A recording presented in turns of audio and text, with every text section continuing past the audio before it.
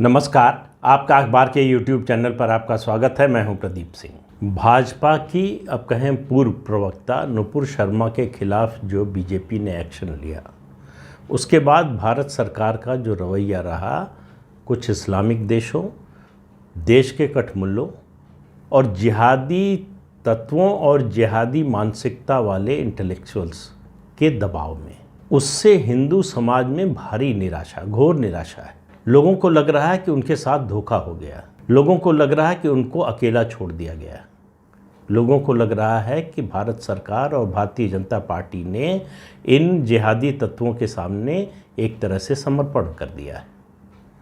और अगर उन लोगों को लग रहा है तो उसमें बहुत ज़्यादा गलत नहीं है। पिछले 8 साल में मुझे लगता है कि ये पहला मौका है जब प्रधानमंत्री नरेंद्र मोदी पॉलिटिकल नैरेटिव को सेट करने में कामयाब नहीं हुए।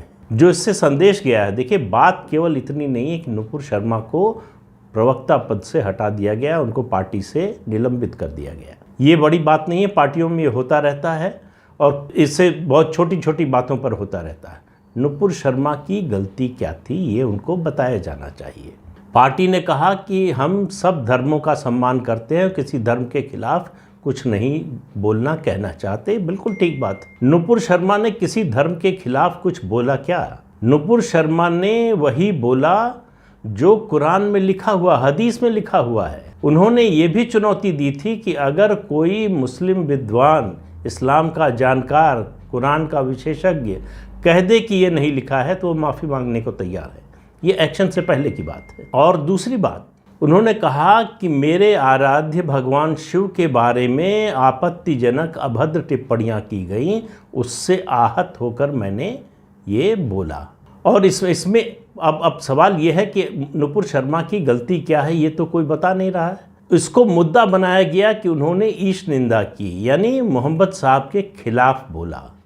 तो क्या कुरान में जो लिखा हुआ है, हदीस में जो लिखा हुआ है, वो मोहम्मद साहब के खिलाफ है? ये सवाल भी नहीं उठाया जा रहा है। नुपुर शर्मा ने ये सवाल, ये बड़ा मुद्दा देश के सामने, दुनिया के सामने रखा कि क्या जो कुछ लिखा हुआ है कुरान में उसे कहा नहीं जा सकता, उठाया नहीं जा सकता, बल्कि इसको इस तरह से कहें कि क्या उसे गैर मुस्लिम लोग नहीं उठा सकते? मौलाना, नेता समय समय पर इन मुद्दों को उठाते रहते हैं। जाकिर नायक इसके बारे में विस्तार से बोलता रहा है। तब ब्लास्फेमी नहीं थी, तब ईश निंदा नहीं थी। नुपुर शर्मा ने कोट किया, हदीस को कोट किया, तो वो ब्लास्फेमी हो गई। तो फिर कह रहा हूँ कि ये मामला केवल एक पार्टी के प्रवक्ता को पद से हटाने और निलंबित, पार्टी की सदस्यता से निलंबित किए जाने का नहीं है। क्या क्या खोया है हमने, इस पर जरा गौर करना चाहिए।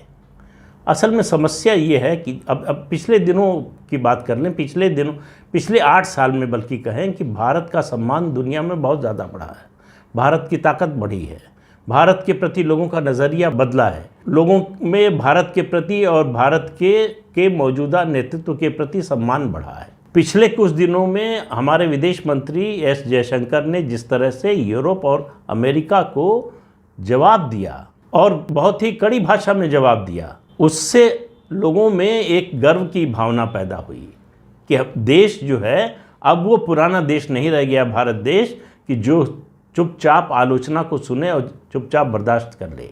अब हम जवाब देना जान गए हैं और जवाब बराबरी का देते हैं, किसी से दबते नहीं हैं। ये जो अर्जित किया था वो एक ही दिन में सब समाप्त हो गया। देखिए, बात फिर कह रहा हूँ कि मूल मुद्दे को समझिए। भारत में भगवान शंकर को लेकर, भगवान शिव को लेकर जितनी अभद्र टिप्पणियाँ ज्ञानवापी के मुद्दे को लेकर की जा रही, पहले भी की जाती रही हैं, इस समय उसकी बाढ़ आई हुई है। उसका कोई कॉग्निजेंस लेगा कि नहीं, उसका संज्ञान लिया जाएगा कि नहीं, कि केवल इस्लाम के बारे में बोलने पर उसका संज्ञान लिया जाएगा और जो हिंदू धर्म के देवी देवताओं के बारे में बोलेंगे उनका संज्ञान नहीं लिया जाएगा। ये कतर, छोटा सा देश, यही कतर है जिसने हिंदू देवियों के नग्न चित्र बनाने वाले MM हुसैन को नागरिकता दी। तब ब्लास्फेमी नहीं नजर आई, तब धार्मिक भावनाओं के भड़काने की बात नहीं आई। अब धमकी दी जा रही कि हम 2 अरब हैं, तो यहाँ भी 1 अरब तो हैं ही, उससे कम नहीं है, और एक ही देश में है। आप 2 अरब 50 देश में हैं, तो ये किस तरह की धमकी? और ये भारत, आज का जो भारत है वो पुराना भारत नहीं है।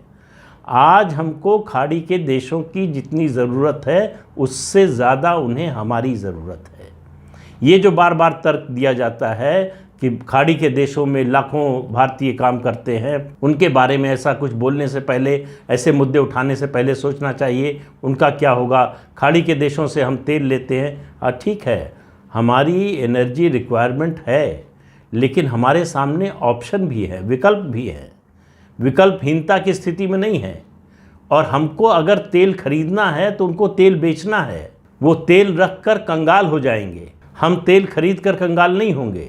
तो बात समझने, और जिस तरह से एनर्जी के सेक्टर में काम हो रहा है, रिसर्च हो रहा है, अलग अलग विकल्प आ रहे हैं, कहीं बैटरी, कभी सोलर एनर्जी, हाइड्रोजन, ये सब विकल्प आ रहे हैं। आने वाले दिनों में, कुछ दशकों, दिनों मतलब कई दशकों में, स्थिति ऐसी हो जाएगी कि तेल के खरीदार नहीं रह जाएंगे। तेज़ी से जो है वो एनर्जी की जो अर्थव्यवस्था है वो तेल से अलग जा रही है। ऐसे में उन्हें हमारी ज़्यादा ज़रूरत है। जो लाखों खाड़ी के देशों में काम करते हैं हमारे लोग, वो सही बात है काम करते हैं, लेकिन अगर वो, क्या धमकी है कि उनको भेज देंगे वापस, अगर वो आ जाएंगे तो उनकी अर्थव्यवस्था बैठ जाएगी। केवल हमें ही नुकसान नहीं होगा। ये हो सकता है कि वो जो है हमारी एक आंख फोड़ने के लिए अपनी दोनों फोड़ लें, लेकिन उनकी दो फूटेंगी। तो इसलिए इस धमकी में फ्रांस से तुलना की जाती है कि भाई फ्रांस इसलिए कर सका क्योंकि उसका एक भी नागरिक खाड़ी के देशों में काम नहीं करता, इसलिए फ्रांस ने जो है उस कार्टून पर वो स्टैंड लिया। उसकी कंपनियों को कई $100 बिलियन का नुकसान हुआ। फ्रांस की अर्थव्यवस्था ऐसी है जो ये नुकसान झेल सकती है, भारतीय अर्थव्यवस्था नहीं झेल सकती है।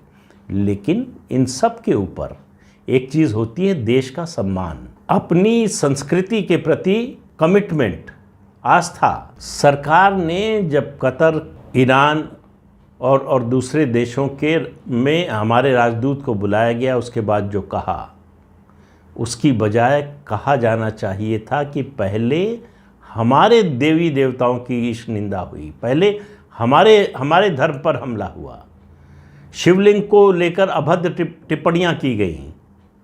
उसके रिएक्शन में नुपुर शर्मा ने जो बोला, वो उन्होंने कोई टिप्पणी, अपनी कोई राय मोहम्मद साहब के बारे में नहीं जाहिर की। उन्होंने सिर्फ हदीस में जो लिखा है उसी को पढ़कर सुनाया, किस आयत से है, किस पेज पर है, ये भी बताया। इसके बावजूद सवाल ये है कि नुपुर शर्मा को मारने पर इनाम जिन लोगों ने रखा है उनके खिलाफ क्या एक्शन हुआ? क्या उनके खिलाफ एक्शन नहीं होना चाहिए था? क्या भारत सरकार को अपना पक्ष इस रूप में नहीं रखना चाहिए था कि पहले हम पर हमला हुआ, पहले हिंदू धर्म पर हमला हुआ और लगातार हो रहा है, उसके जवाब में कुछ बोला गया है? ये सवाल ये है कि क्या ताली एक हाथ से बजेगी? क्या एक तरफा ये नैरेटिव चलेगा? और जिस तरह की हिंसा हो रही है, और इस तरह की हिंसा कोई नई बात नहीं है। फ्रांस में जो घटना हुई कार्टून को लेकर, उसके बाद प्रदर्शन और जो है हिंसा यहाँ भारत में हुई, भारत का जिसमें कोई योगदान नहीं था, कोई भूमिका नहीं थी। तो सवाल ये है कि इस भारत सरकार के इस कदम और भारतीय जनता पार्टी के इस कदम से जिहादियों का हौसला बढ़ा है, और सनातन धर्म जो सहिष्णु लोग हैं, सहिष्णु समुदाय जो है, उसका हौसला, उसकी उम्मीद घटी है। उसे लग रहा है कि हमको जो उम्मीद थी इस पार्टी से, इस सरकार से, उस पर वो सरकार और पार्टी खरी नहीं उतरी है। क्यों? इसका एक ही मतलब है, वो सच्चाई है कि नहीं, मैं परसेप्शन की बात कर रहा हूँ। परसेप्शन ये बन रहा है कि आपकी अपने धर्म के प्रति आस्था नहीं है उतनी गहरी जिस तरह की आस्था इस्लाम के मानने वालों की है, या उसके आसपास भी नहीं है। वो अपने धर्म के बारे में उसकी गलतियों को भी नज़रअंदाज करने को तैयार हैं, उसकी कमियों को भी नज़रअंदाज करने को तैयार हैं। हम अपने धर्म की जो ताकत है उसको भी स्वीकार करने को तैयार नहीं है। और ये धारणा पुष्ट होती है अभी कुछ दिन पहले सरसंघ चालक का जो बयान आया है उससे, कि हर मस्जिद में शिवलिंग क्यों देखना। ये किस तरह का बयान है? जो सदियों से परसिक्यूट हो रहा है जो समाज, उसके बारे में इस तरह की धारणा, अगर वो इसी तरह की मानसिकता का होता तो क्या उसके साथ सदियों ऐसा हुआ होता? अब हालत ये हो गई कि आप देखिए, तालिबान बोल रहा है कि कट्टरपंथियों को बढ़ावा नहीं देना चाहिए। सूप तो सूप चल नहीं बोले जिसमें 72 छेद। लेकिन ये मौका हमारी सरकार ने दिया है, हमने दिया है। जब भी सरकार का कोई फैसला होता है ऐसे विवाद के मामलों में, तो सरकार को, राज्य को, स्टेट को न्याय करना चाहिए। और न्याय करना ही नहीं चाहिए, न्याय करते हुए दिखना चाहिए। यहाँ पूरा नैरेटिव वन साइडेड हुआ है। प्रधानमंत्री नरेंद्र मोदी की जो ताकत है, जो उनकी प्रतिष्ठा है, जो उनका सम्मान है, और उसकी वजह से देश का सम्मान जो पिछले 8 सालों में उन्होंने बढ़ाया है, उसके पीछे की ताकत को समझने की ज़रूरत है। आज उनका सम्मान, आज उनकी प्रतिष्ठा, आज उनकी पूछ, आज भारत का जो स्थान है विश्व व्यवस्था में, वो पहले कभी नहीं था। वो इसलिए है कि नरेंद्र मोदी को देश के हिंदुओं का समर्थन प्राप्त है, राजनीतिक समर्थन। उनकी जो पॉलिटिकल कैपिटल है, राजनीतिक पूंजी है, वो उनको ये ताकत देती है। और ये हमला उनकी उसी राजनीतिक पूंजी पर है। ये पूंजी अगर कमज़ोर हुई, ये पूंजी अगर खर्च हो गई, तो फिर वो ताकत भी घट जाएगी। ये बात बीजेपी को शायद अभी समझ में नहीं आ रही है। इस मुद्दे को लेकर जिस तरह की लोगों में निराशा है, आक्रोश है, गुस्सा है, क्रोध है, वो ये है कि बीजेपी का विकल्प सोचना चाहिए। मुझे मालूम नहीं कि ऐसा करना चाहिए, नहीं करना चाहिए। मैं किसी को कोई राय नहीं दे रहा हूँ कि किस पार्टी के साथ रहिए, किसके खिलाफ रहिए। ये आपका निजी फैसला है। मैं किसी पार्टी के पक्ष में या किसी पार्टी के विरोध में कोई बात कहने के लिए यहाँ नहीं आता हूँ। मैं आपको तथ्यों से अवगत कराता हूँ। फैसला आपका होना चाहिए।